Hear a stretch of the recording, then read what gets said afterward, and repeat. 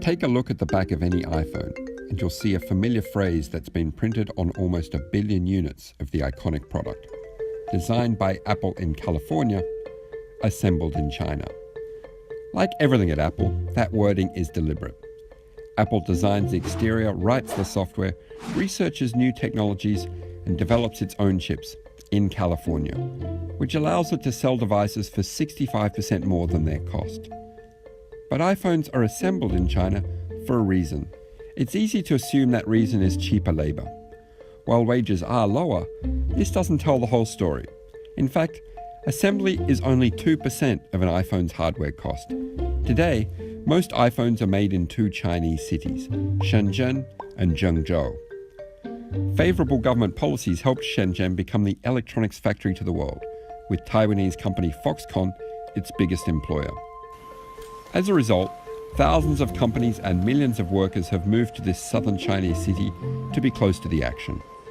During peak iPhone season, Foxconn hires almost 1 million people, cutting its workforce to a few 100,000 during low season.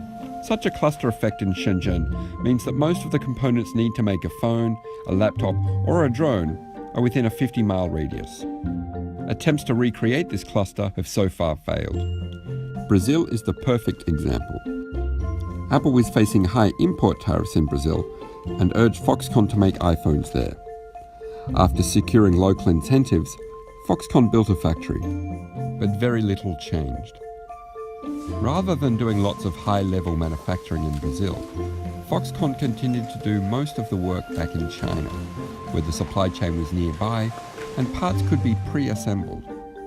This meant that most of an iPhone was made in China and merely shipped to Brazil for local workers to slot together, like Lego.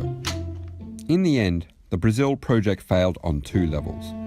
It hired a fraction of the workers the government had expected, and it didn't attract any of Apple's hundreds of suppliers.